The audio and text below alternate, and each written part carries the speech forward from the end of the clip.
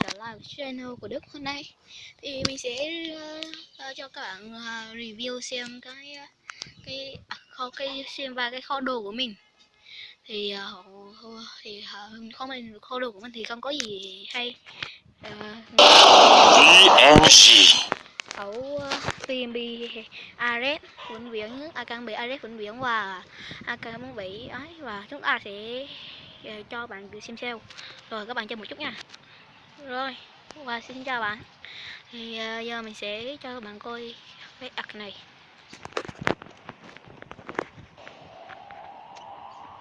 Curibet. Wow. Đó. Đây.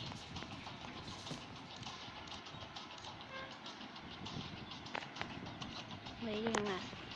Các bạn coi này. 1 vĩnh viễn, 2 vĩnh viễn, 3 vĩnh viễn, 4 vĩnh viễn, 5 vĩnh viễn, 6 vĩnh viễn. Nhân. Rồi thì mình xin bắn test cho các bạn xem nha. Thì giờ mình lắc mình không biết, mình bắn một bắn thôi cho nó vui.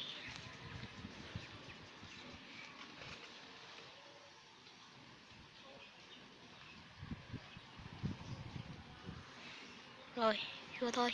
Rồi đằng thằng nào cũng đem vip, chắc là cô vip theo đây nhỉ, chắc là cô vip thôi. Rồi trở lại thôi, thì mình xin bắn khẩu này trước là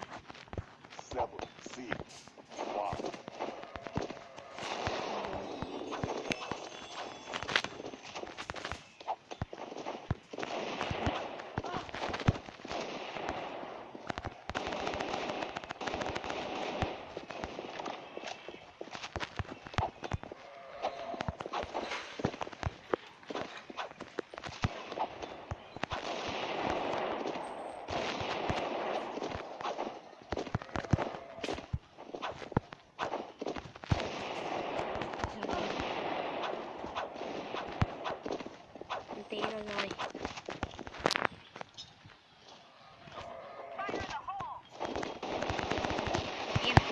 Em chết rồi bạn ơi. Rồi sao làm cho em nghĩ không được thế này.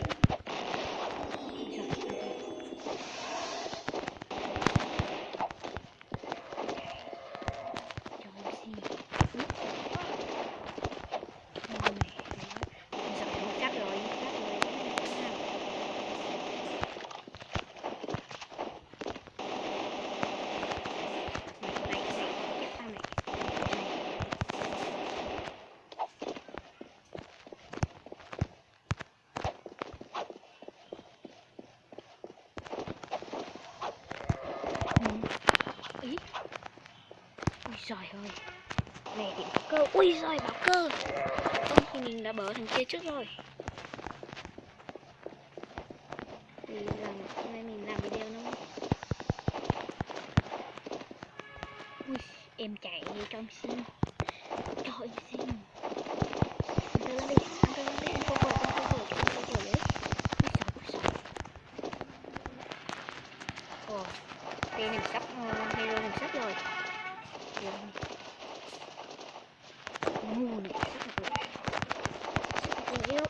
hero. Ui giời, mình lại hero. Một anh hero người.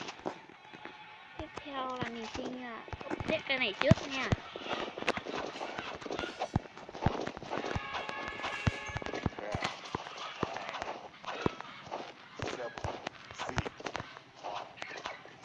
Ui, mạng lắc các bạn.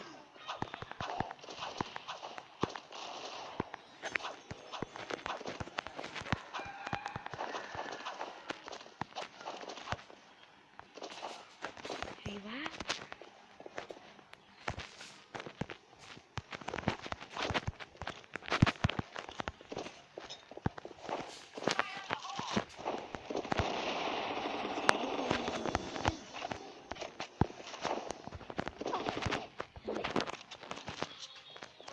Trời, ui giời. Thằng này đơn bị AFK nhỉ.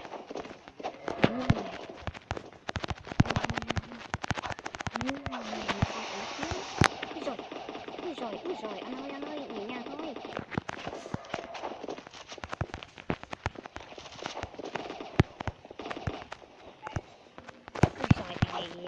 rồi.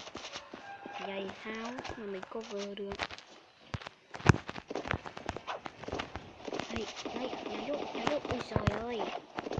Mình bắn thì rất là dở à. Mà lần bữa đi rồi, thanh niên kia. Đây rồi. Mình mất sảy.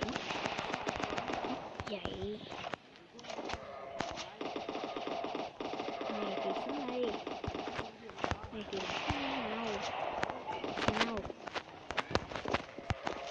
nào thì thanh niên. Ui trời ơi, nằm sắp rồi. Sắp rồi. Bạn này, bạn Mỹ.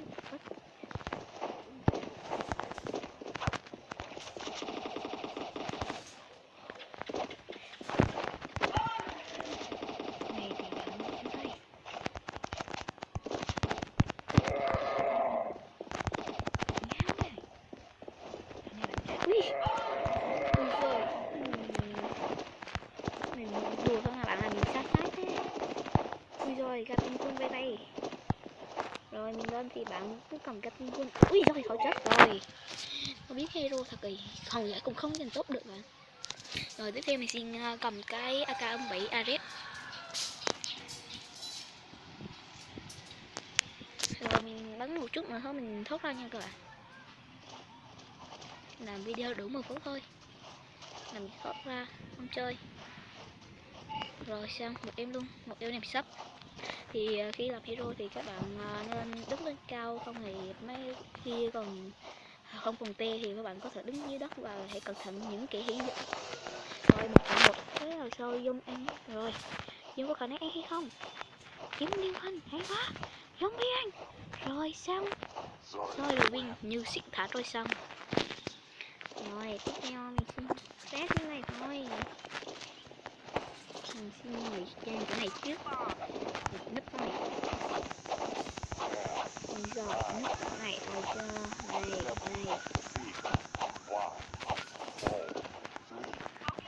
Mình xin các bạn đừng. Rồi xong. Thôi. Hãy giúp em đi ăn. Giúp em đi đừng đỡ em chết nữa. Rồi hai thằng zombie.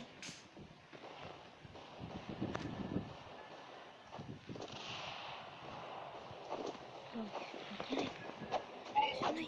Đủ anh này.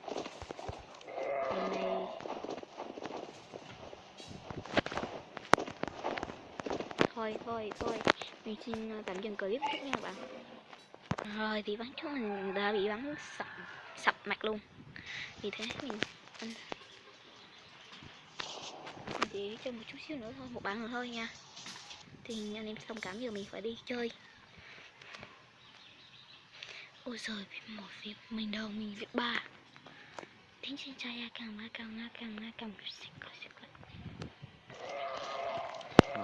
vô là giống vậy.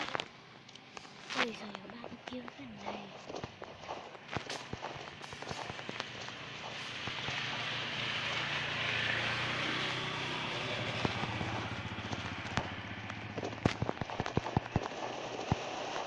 Ui, đồ thanh niên kia.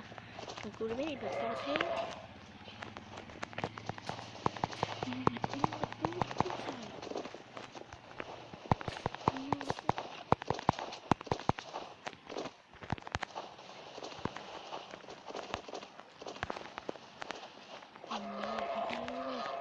Canh hero.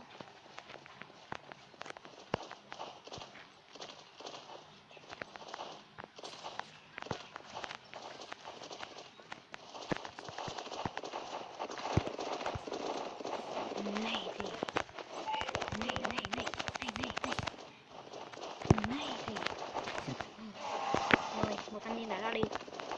Thì hôm nay mình ngồi lâu của họng nên mình cứ nói giọng éo gì thế này. Thôi làm cái gì vậy? Thanh niên này gốc đấy, cũng chân đấy. Rồi, kill nữa thôi, 34 kill. Nhìn.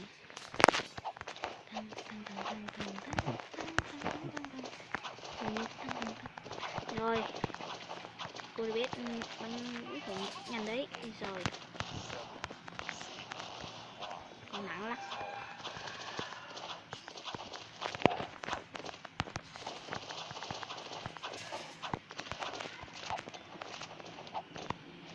trò chơi.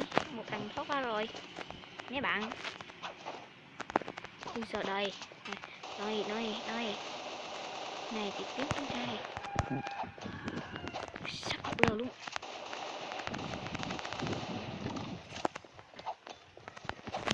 Ý trời ơi, lại bị nó cúp trước mặt mình.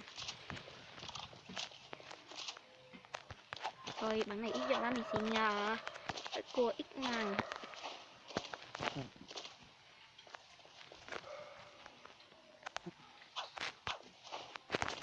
Đây nhảy thôi.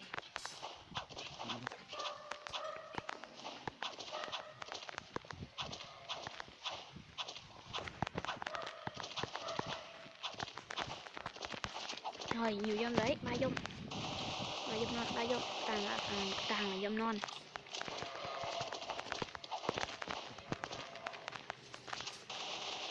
Này thì dâm non.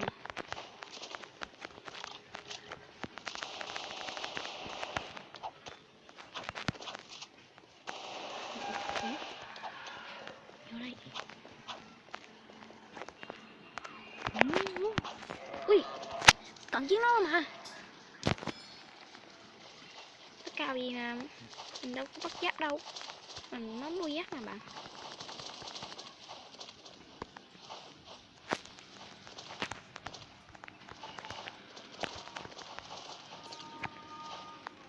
Ui trời ơi,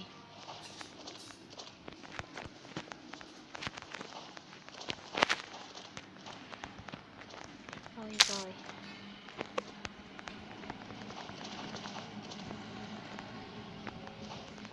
Mình ra bên này.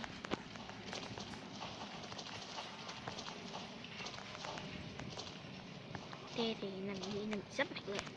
Sắp quanh. Mình chỉ cao 1,5 k.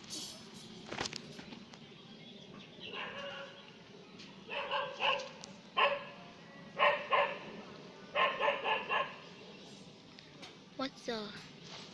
Rồi thôi xong, em này nằm im. Rồi mình chơi.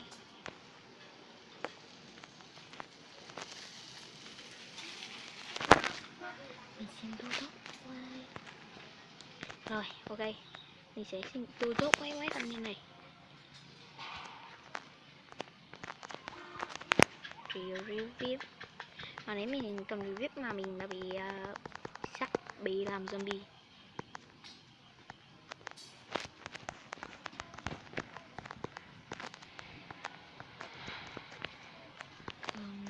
Này thì cường.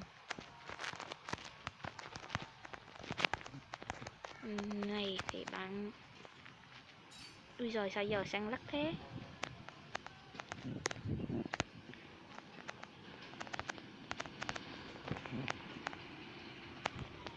Hay quá. Anh Thành đi anh em ơi. Cho ý. Ui giời. Bạn này móc lốc mình gốm đấy. Ui giời, cao tới ngang bạn luôn. Ui giời ơi. Chết đi rồi, anh Thành rồi. Thôi mình xin chạy. Ui giời, lại là một thằng thanh niên móc lốc. Quên. Mình đã bị móc lốc cả năm. Ui giời. Đây mình bắt cua thì hơi dễ các bạn.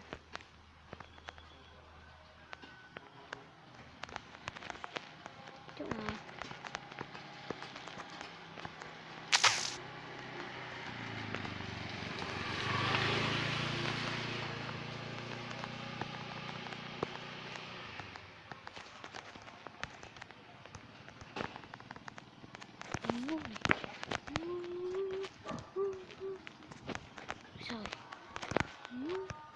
Rồi xong, ra đi mãi mãi. Từ giả biệt ly. Rồi thì chút nữa mới không có gì đâu. Thì xong thì rút cái nhiều mới không cần chiếc nữa. Rồi nem vừa nem rồi. Thôi bye bye.